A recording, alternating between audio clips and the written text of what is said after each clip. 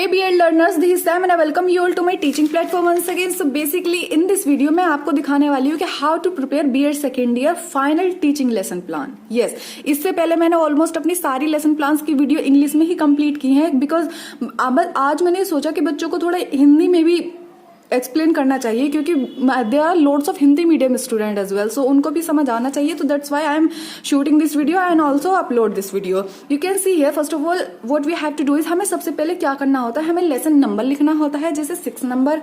उसके बाद में हमें क्या करना होता है, सब्जेक्ट लिखना होता है. जैसे कि आप कोई सा भी सब्जेक्ट पढ़ा रहे होते हैं, आपने हिंदी, इंग्लिश, एसएसटी, कोई भी सब्जेक्ट आप पढ़ा रहे होते हैं तो आपको यहाँ पे उसका सब्जेक्ट नेम लिखना होता है. अब उसके अंदर जो सब्जेक्ट होता है, जैसे आप अपने एसएसटी लिया, एसएसटी के अंदर मेनली 3 पार्ट होते हैं, geography, political science and also your history. तो यहाँ पे आप कोई सी भी यूनिट पढ़ा रहे होते हैं, आप यहाँ पे ज्योग्राफी लिख सकते हैं according to your subject and according to your topic. यहाँ पे आप लिख सकते हैं. After that you have to write your topic, यानी कि कौन सा आपके लेसन का, आपके पाठ का नाम क्या है, आप यहाँ पे लिख सकते हैं. यहाँ पे आप लिखेंगे स्कूल, जिस स्कूल में आप टीचिंग कर रहे हैं, जो पीरियड आप वहां पे ले रहे हैं और डेट क्या है उस दिन, किस क्लास को, किस सेक्शन को आप पढ़ा रहे हैं. ओके.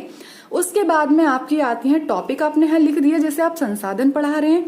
उसके बाद में आपको लिखने होते हैं general objectives. I don't know what to call general objectives in Hindi. सामान्य उद्देश्य या सामान्य उद्देश्य आपको लिखने होते हैं. सामान्य उद्देश्य में आप लिखेंगे छात्रों में सामाजिक विज्ञान के प्रति रुचि उत्पन्न करना.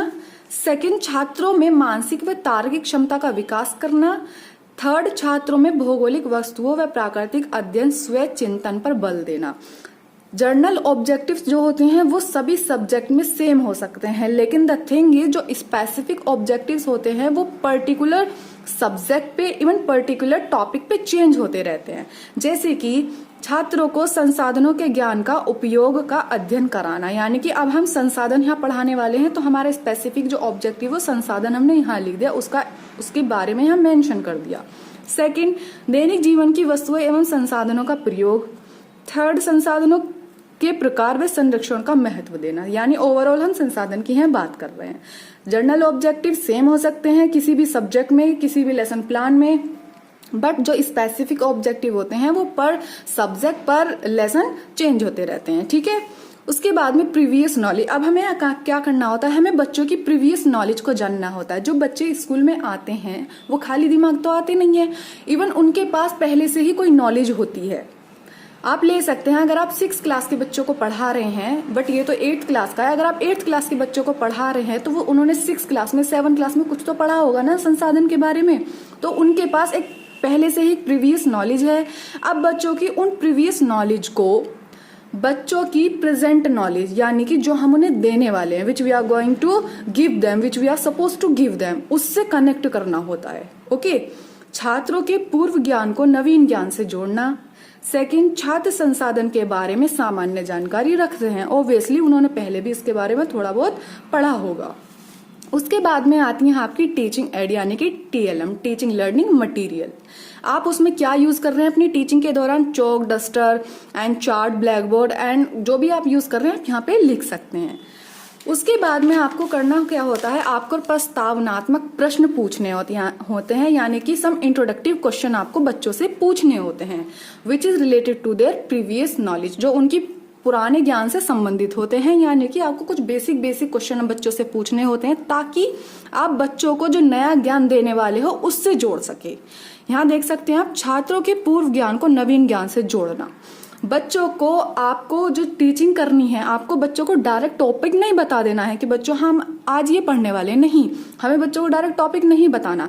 हमें पहले बच्चों को छोटे छोटे टॉपिक, उनसे क्वेश्चन पुटअप करने हैं, फिर धीरे धीरे जाके हमें उससे जोड़ देना है जो हम उन्हें पढ़ाने वाले हैं. जैसे आप अपने चारों तरफ क्या देखते हैं, बच्चे आंसर करेंगे आपको कि ये चीजें वो देखते हैं. उसके बाद आप स्कूल कैसे आते हैं, स्कूल बस, साइकिल से आते हैं बच्चे, ओब्वियसली स्कूल बस होती है, साइकिल होती है, कुछ अपने पेरेंट्स के साथ बाइक से आते हैं, कार से आते हैं. उसके बाद में आप दैनिक जीवन में किन किन वस्तुओं को देखते हैं, बच्चे बता देंगे क्या क्या देखते हैं वो अपने आसपास. उसके बाद में आपको लास्ट में एक छोटा सा एक डिफिकल्ट क्वेश्चन पूछना होता है जिससे कि बच्चे उसका आंसर ना कर पाए, जो आपको जो नई ज्ञान आप देने वाले हैं उससे संबंधित होता है. यानी कि अब आपने बच्चों से एक डिफिकल्ट क्वेश्चन पूछ लिया, अब बच्चे दिमाग पे जोर डालेंगे, उनके अंदर क्यूरियोसिटी जागेगी कि हाँ ये चीज क्या है. बच्चे थोड़े सतर्क हो जाएंगे उस चीज को जानने के लिए, उनके अंदर इंटरेस्ट पैदा हो जाएगा एक नए चैप्टर को पढ़ने के लिए। अब आप क्या करते हैं, अब अपना आप टॉपिक अनाउंस करते हैं, यानी कि अब अपना प्रकरण लिखते हैं कहाँ पे, बोर्ड पे। अब आप अलाउ करते हैं, अब आप अलाउ किए जाते हैं कि अब आप अपना प्रकरण ब्लैक बोर्ड पे लिख सकते हैं। अब आप बच्चों को बताएंगे, अब आप उद्देश्य कथन प्रस्तुत करेंगे कि बच्चों आज हम आपके क्लास में इस टॉपिक के बारे में पढ़ने जा रहे हैं, तो आज हम आपको बताएंगे कि संसाधन होते क्या हैं, कैसे बनते हैं, कहाँ से आते हैं और क्या प्रयोग होता है। वो ओवरऑल आप यहाँ पे आप उसना अनाउंसमेंट कर देंगे आपके टॉपिक का, आपके प्रकरण का, जैसे कि संसाधन। यहाँ पे आप क्या करेंगे, आप अपना ब्लैक बोर्ड का यूज करेंगे। अब यहाँ पे लिख सकते हैं, आप यहाँ पे देख सकते हैं कि कौन सी टेक्निक आपकी चल रही थी। यहाँ पे प्रश्नोत्तर विधि चल रही थी आपकी, यहाँ क्वेश्चन पूछ रहे थे, यहाँ बच्चे आंसर कर रहे, तो यहाँ पे आपकी कौन सी टेक्निक लिखी जाएगी, प्रश्नोत्तर विधि। उसके बाद में यहाँ उद्देश्य कथन आया, तो यहाँ पे हम क्या लिखेंगे, कथन विधि। यहाँ पे हम क्या कर रहे थे, जो हमारा उद्देश्य चल रहा था, उद्देश्य क्या था, बच्चों से ये क्वेश्चन पुटअप करना कि उनके पुराने ज्ञान को नए ज्ञान से जोड़ना। कंटेंट क्या है आपका, संसाधन, प्रस्तावना, प्रश्न पूछ रहे हैं, उद्देश्य कथन यहाँ हो जाएंगे आपके। उसके बाद में यहाँ पे उद्देश्य कथन का प्रस्तुतिकरण हो गया। आप सेम एग्जैक्ट सेम आप लिख सकते हैं, ओके, नॉट एन इश्यू। उसके बाद में आपने यहाँ अनाउंस कर दिया, यहाँ पे आप अपने ब्लैक बोर्ड का प्रयोग कर रहे हैं, तो आप अपना जो प्रकरण है अब यहाँ पे आप ब्लैक बोर्ड पे अपना प्रकरण लिख सकते हैं after announcing your topic. Then what we have to do is, हमें क्या करना है नेक्स्ट, अब हमें जो हमने प्रकरण अनाउंस कर दिया है उसके बारे में अब बच्चों को बताना है कि बच्चों संसाधन क्या होते हैं। अब आप बच्चों को एक्सप्लेन करते हैं कि प्रत्येक वह वस्तु जिसका प्रयोग मानव अपनी आवश्यकताओं को पूरा करने में करता है वो सब संसाधन कहलाते हैं। अब आप बैग लेके आ रहे हैं, स्कूल साइकिल से आ रहे हैं, इवन आप पेन यूज कर रहे हैं, कॉपी यूज कर रहे हैं, ये सब क्या है, ये सब संसाधन है। तो इस तरह आप बच्चों को पढ़ाएंगे। यहाँ पे बच्चों की क्या क्रियाएं हैं, यहाँ पे टीचर की क्रिया है, तो यहाँ पे टीचर पढ़ा रहे हैं, एक्सप्लेन कर रहे हैं चैप्टर को। छात्रों की क्रिया है, छात्र ध्यानपूर्वक सुनते हैं, छात्र शांतिपूर्वक प्रकरण को समझते हैं। उसके बाद में कौन सी टेक्निक यहाँ पे चल रही है, तो यहाँ व्याख्यान विधि यानी एक्सप्लेनेशन मेथड चल रहा है, यहाँ पे आप लिख देंगे। अगर आप कोई मॉडल बनाना चाहते हैं, बच्चों को मॉडल बना के दिखाना चाहते हैं, तो ये बहुत अच्छा होगा, इससे एग्जामिनर पे बहुत अच्छा इफेक्ट पड़ेगा। इवन बच्चों का जो नॉलेज है वो परमानेंट भी होता है, वो नॉलेज को जानने के लिए थोड़े उत्सुक एंड क्यूरियोसिटी उनके अंदर आ जाती है रियल ऑब्जेक्ट्स को देखकर। सो यहाँ पे आप बना सकते हैं। यहाँ पे आप देख सकते हैं नवीन ज्ञान प्रदान किया जा रहा है, ओके। यहाँ पे प्रकरण की व्याख्या करना, यहाँ पे व्याख्या चल रही है, इवन यहाँ पे बच्चे सुन रहे हैं। छात्र शांतिपूर्वक प्रकरण को समझते हैं, छात्र ध्यानपूर्वक सुनते हैं, वह प्रकरण को समझने का व्यापक प्रयास करते हैं, ठीक है। यहाँ पे कौन सी विधि चल रही है हमारी, यहाँ पे व्याख्यात्मक विधि चल रही है। अगर आपके पास कोई चार्ट है, कोई मॉडल है, आप इवन उसका भी यूज कर सकते हैं। Let me show you a chart paper, you can see here. Resource, संसाधन का हमने चार्ट बनाया है। यहाँ पे हमने नेचुरल रिसोर्स के बारे में एक पूरा चीजें ड्रॉ की हैं, और यहाँ पे मैन मेड रिसोर्स यानी कि जो इंसानों के द्वारा जो चीजें हैं वो यहाँ पे हमने ड्रॉ की हैं। लास्ट में आप ह्यूमन रिसोर्स आप देख रहे हैं, यानी ह्यूमन रिसोर्स, ह्यूमन भी एक रिसोर्स होते हैं, इंसान भी एक रिसोर्स होते हैं, जैसे कि as a doctor, teacher, engineer, वो भी तो कुछ प्रोडक्ट कर रहे हैं, तो वो भी हमारे क्या आते हैं, रिसोर्स यानी संसाधन होते हैं। इवन यहाँ पे आप नेचुरल रिसोर्स देख सकते हैं, ठीक है। ये नेचुरल है और ये ह्यूमन मेड है, और यहाँ पे खुद ह्यूमन से। अगर आप बच्चों को इस तरह की कोई चार्ट पेपर मॉडल दिखाते हैं तो बच्चे बहुत जल्दी सीखते हैं, और जो उनका जो नॉलेज है वो परमानेंट हो जाती है, वो आसानी से भूलते नहीं है चीजों को। उसके बाद में आपको क्या करना है, आपने प्रस्तुतिकरण यहाँ पे दे दिया। अब आपके प्रस्तुतिकरण के बाद में आपको बच्चों से कुछ विकासात्मक प्रश्न पूछने हैं, यानी कि अब जो भी आपने बच्चों का एक्सप्लेन किया है वो आपको बच्चों से पूछना है कि उन्होंने कितना सीखा, यानी कि उन्हें इवेल्युएट करना है कि उन्हें समझ आ रहा है या नहीं। तो आप बच्चों से छोटे छोटे क्वेश्चन पूछ लेंगे, बच्चों ने अगर समझा है तो वो आपको इस तरह आंसर दे देंगे, तो आप यहाँ पे उनकी एक्टिविटीज लिख देंगे। उसके बाद में री एक्सप्लेन चलता है, यानी कि व्याख्या दोबारा से की जाती है। पहले आपने थोड़ी व्याख्या दी, उसके बाद में फिर से दोबारा व्याख्या स्टार्ट होती है। यहाँ पे आप लिख सकते हैं ज्ञान प्राप्त की जांच, यानी कि जो भी आपने बच्चों को ज्ञान दिया है, जो आपने एक्सप्लेन किया था अभी पहले, उसकी जांच की जाती है कि बच्चों ने कितना सीखा। पूर्व ज्ञान से नवीन ज्ञान की वृद्धि, यानी अब जो पूर्व ज्ञान बच्चों में हुआ था अब उसमें नए ज्ञान जोड़ दिया गया है। प्रकरण का स्पष्टीकरण, यानी जो प्रकरण आपने बच्चों को दिया था अब उसे आपने थोड़ा और ज्यादा स्पष्टीकरण दे दिया है। ठीक है, यहाँ पे बच्चों की एक्टिविटीज आप देख सकते हैं, यहाँ बच्चों की एक्टिविटीज आपको लिखनी होती हैं। इवन अगर आपके पास और भी चार्ट पेपर हैं तो यहाँ चार्ट पेपर आप यूज कर सकते हैं, लिख सकते हैं। ठीक है, क्योंकि आपकी जो टीएलएम है, टीएलएम बहुत इंपॉर्टेंट होती है। जो भी आप टेक्निक, जो टीचिंग लर्निंग मटेरियल आप यूज कर रहे हैं, ये बहुत ज्यादा जरूरी होती है। एंड उसके बाद में आप जैसे यहाँ देख सकते हैं विकासात्मक प्रश्न यानी क्वेश्चन आंसर मेथड चल रहा था, तो आप यहाँ लिखेंगे प्रश्नोत्तर विधि। उसके बाद में आप लिखेंगे व्याख्यात्मक विधि, क्योंकि यहाँ पे आप व्याख्या दे रहे हैं। उसके बाद में ज्ञान को स्थायित्व प्रदान करना, यानी कि चार्ट दिखाकर आपने बच्चों के ज्ञान में स्थायित्व प्रदान कर दिया, क्योंकि जो बच्चे तभी उसे सीख पाते हैं जब वो अपनी आसपास की चीजों से उसे रिलेट कर पाते हैं।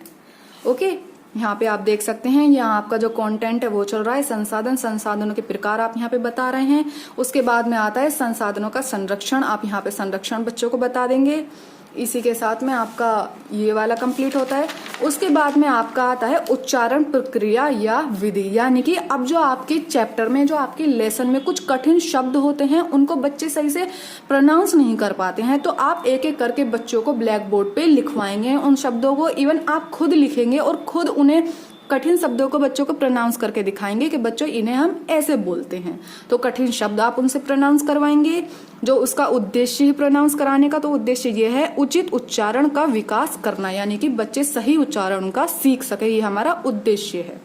उसके बाद में व्यापक उच्चारण का विकास, यानी व्यापक उच्चारण का विकास करना है, यानी कि अब हमें स्वस्वर पठन, दो टाइप की रीडिंग हमें इसमें करानी होती है, एक लाउड रीडिंग एंड एक साइलेंट रीडिंग। फर्स्ट हमें बच्चों को एक एक करके बुलाना होता है, तो बच्चे एक एक करके पाठ की रीडिंग करते हैं लाउडली, जिससे कि बच्चों का जो उच्चारण है और जो उनकी हेजिटेशन है वो दूर होती है। फिर उसके बाद में आपको मौन पठन कराते हैं आप बच्चों से, ताकि वो अपने जो लर्निंग है, जो चैप्टर है, उसको कॉम्प्रीहेंड कर सके, उसको समझ सके। यहाँ पे बच्चों की एक्टिविटीज आप देख रहे हैं कि बच्चे यहाँ पे स्वर पठन कर रहे हैं, यहाँ पे मनन पठन कर रहे हैं। उसके बाद में कौन सी मेथड चल रहा है, यहाँ पे आप देख सकते हैं जो आप कठिन वर्डों का प्रोनाउंसिएशन बच्चों को सिखा रहे थे, यहाँ ब्लैक बोर्ड पे आप लिख के सिखा रहे थे। तो यानी कि आप कौन सी स्किल का यूज कर रहे हैं, ब्लैक बोर्ड स्किल का यूज कर रहे हैं, और यहाँ पे आप बोर्ड का यूज कर रहे हैं। उसके बाद में स्वस्वर पठन जो हो रहा था वो पुस्तक की मदद से हो रहा था, मौन पठन हो रहा था वो भी आपकी पुस्तक यानी पाठ्य वस्तु से हो रहा था। उसके बाद में लास्ट में आता है आपका मूल्यांकन। यस, इन द लास्ट आपको करना होता है मूल्यांकन। What ever you have explain them, आपको अब उनसे जानना है कि उन्होंने क्या लर्न किया है, क्या उन्हें ज्ञान प्राप्त हुआ है। इन द लास्ट आपको ये इवेल्युएट करना होता है। 2-3 क्वेश्चन आप पूछ देंगे और उसके बाद में आपको उन्हें गृह कार्य देना होता है। गृह कार्य में आप दे सकते हैं जो भी आपने उन्हें पढ़ाया है, लाइक प्रश्नोत्तर याद करो, वो कॉपी में लिखो। यहाँ पे बच्चे आपको रिप्लाई करेंगे, यहाँ पे बच्चे जो होमवर्क आप दे रहे हैं वो बच्चे अपने गृह कार्य को अपनी नोटबुक में लिखेंगे। इवन यहाँ पे ब्लैक बोर्ड का यूज होता है, तो वो ब्लैक बोर्ड पे आपको यहाँ होमवर्क लिख देना होगा। उसके बाद में वो अपने कॉपी में नोट डाउन कर लेंगे। ओके, यहाँ पे आप देख ही सकते हैं यहाँ पे कौन सी विधि चल रही थी, आपकी प्रश्नोत्तर विधि चल रही थी। यहाँ पे मूल्यांकन प्रोसेस, यानी जो कंटेंट आपका यूज हो रहा था, मूल्यांकन हो रहा था। यहाँ पे आपका गृह कार्य आपने देख ही दिया है। प्राप्त ज्ञान का मूल्यांकन, आप यहाँ उद्देश्य लिख देंगे कि इसका उद्देश्य क्या था। बच्चों ने यहाँ रिप्लाई किया आपको कि हाँ जो भी उन्होंने लर्न किया वो चीजें यहाँ पे उन्होंने सीखी, वो आपको रिप्लाई कर दिया, आंसर कर दिया। सो इसी तरह हमारे फाइनल लेसन प्लान बनते हैं। एंड या that's all, that's how we prepare the lesson plan. Whether you are a Hindi medium student और English medium student, doesn't matter, you have to just translate them. और आप सिंपली बना सकते हैं। अगर आप यहाँ इंग्लिश मीडियम के स्टूडेंट तो आप इसको इंग्लिश में लिख सकते हैं, हिंदी मीडियम के तो ऑब्वियसली आपको यहाँ पता ही चल गया है। सो ऐसे ही हम सारे लेसन प्लान बनाते हैं। इसी के साथ में हमारा ये लेसन प्लान कंप्लीट होता है। एंड या वन मोर थिंग, आपका जो फाइनल लेसन प्लान होता है वो बहुत ज्यादा अट्रैक्टिव होना चाहिए, क्योंकि जो आपके जो एग्जामिनर होते हैं, जब आपको वो इवेल्युएट करने आते हैं, जब आपके टीचिंग स्टाइल को वो जज करने आते हैं, तो वो क्या करते हैं, वो आप जिस क्लास में पढ़ा रहे होते हैं उसी के पीछे जाके, पीछे लास्ट वाली सीट पे जाके बैठ जाते हैं। इवन आपका जो लेसन प्लान है वो भी लास्ट सीट पे रख दिया जाता है। तब वो आपको देखते हैं कि हाँ आप कहाँ से पढ़ा रहे हैं, क्या पढ़ा रहे हैं, कैसे पढ़ा रहे हैं, इवन बच्चे आपको समझ पा रहे हैं या नहीं, तो वो आपको ओवरऑल जज करके जाते हैं वहां से। तो आपको ये थोड़ा अट्रैक्टिव बनाना होता है, क्योंकि ये जो लेसन प्लान है उन्हीं के हाथ में जाता है।